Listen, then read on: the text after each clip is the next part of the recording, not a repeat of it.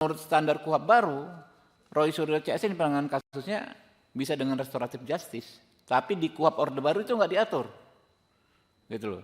Kalau menurut KUHP baru ya terhadap Roy Suryo dan kawan-kawan itu sangat sulit untuk dikenakan penahanan karena syaratnya sangat objektif. Hampir nggak mungkin ditahan, orang-orangnya jelas semua, nggak lari dan lain sebagainya.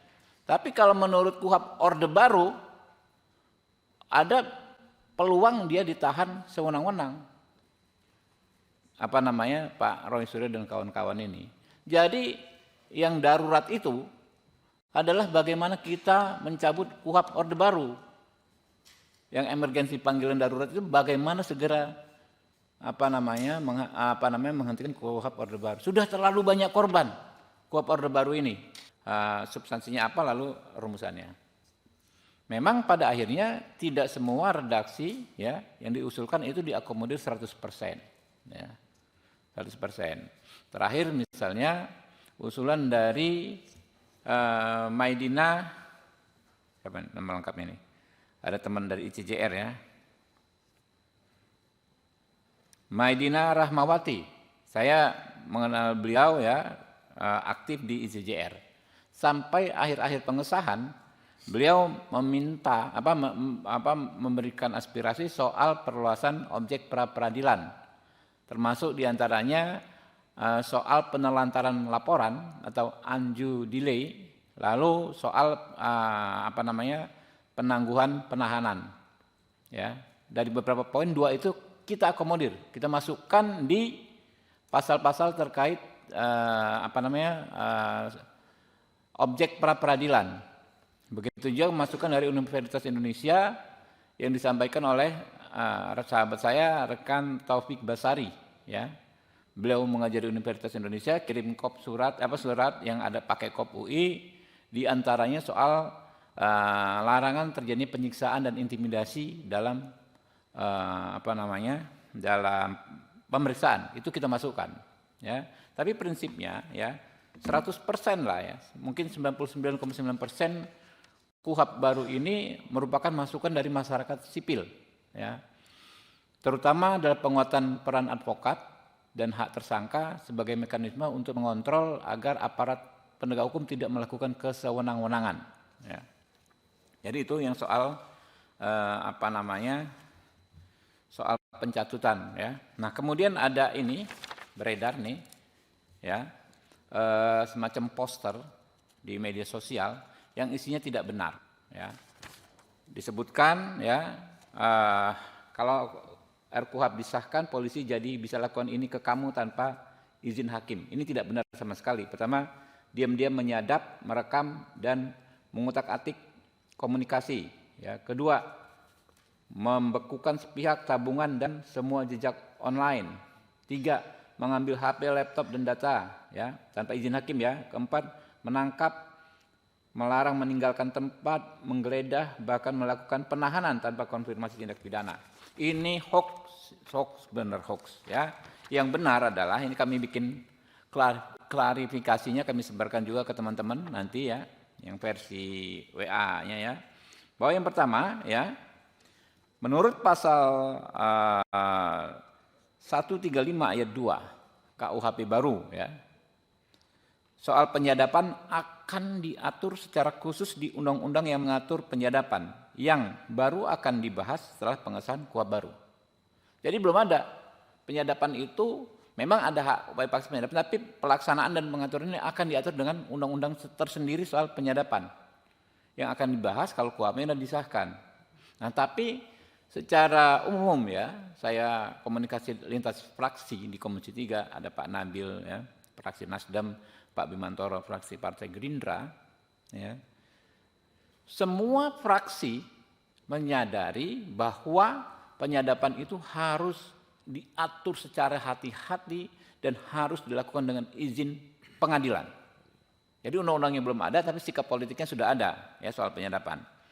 Lalu menurut pasal 139 ayat 2 KUHP, semua bentuk pemblokiran, ya kan, kayak tadi ini kan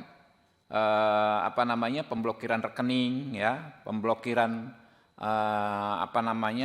data online, medsos dan lain sebagainya, ya, dilakukan ya dengan mendapatkan izin hakim 139 ayat 2. Lalu menurut pasal 44 KUHP baru, semua bentuk penyitaan, nah ini yang soal handphone, laptop, disita itu ya, tanpa izin hakim, menurut pasal 44 KUHP baru, semua bentuk penyitaan harus dilakukan dengan izin Ketua Pengadilan Negeri.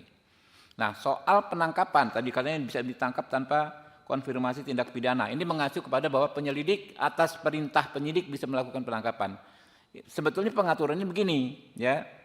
Pertama, penangkapan itu harus dilakukan setelah adanya penetapan tersangka. Penetapan tersangka itu tentu mensyaratkan dua alat bukti, ya.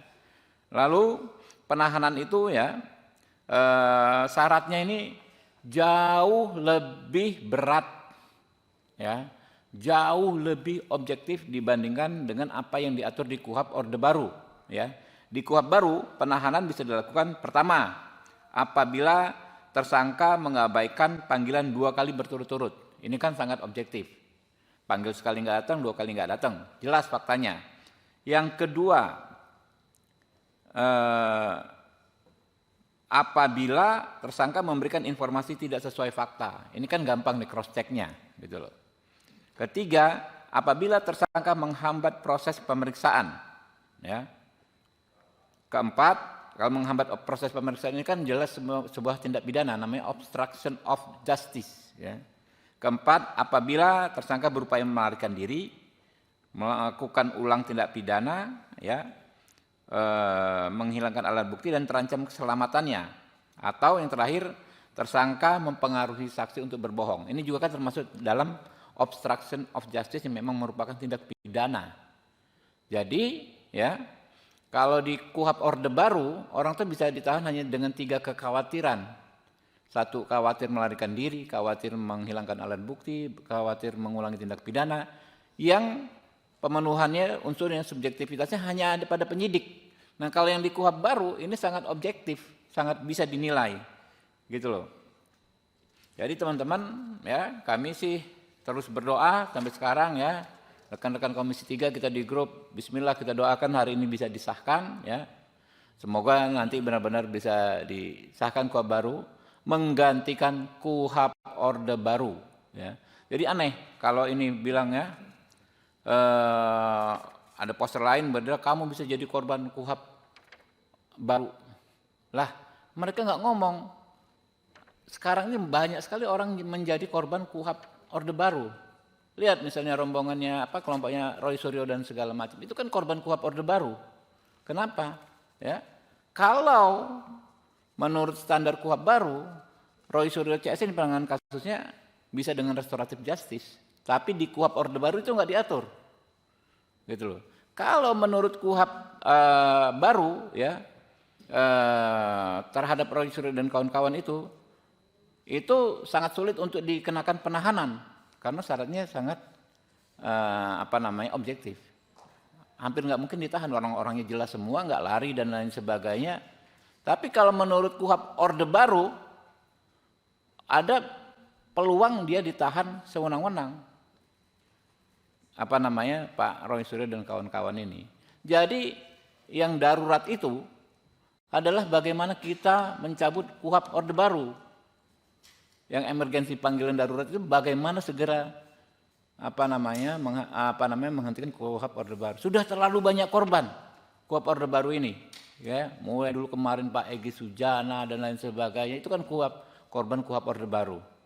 Ya, kita terus ikhtiar, ya teman-teman, agar memang nanti bisa segera disahkan. Mungkin ada 3 pertanyaan aja, ya. Bentar lagi, 10 menit lagi kita mulai misalnya. Ya.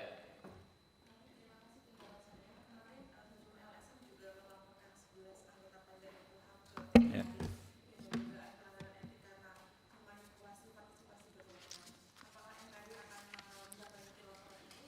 Anda nggak datang pertama, ya? Baru datang atau enggak? Saya ngomong sejak awal tadi. Ya, yang tidak ada pencatutan udah saya sampaikan. Ya, itu aja jawabannya.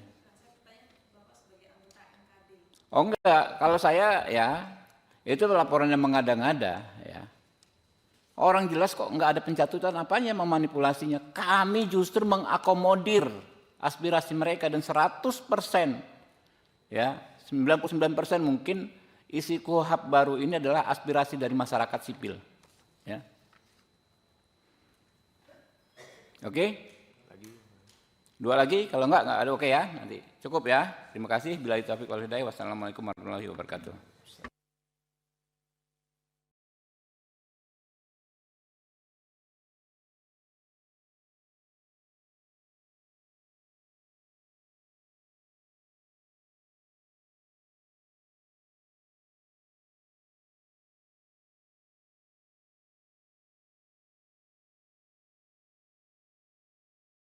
Sesuatu yang tidak benar kita suarakan.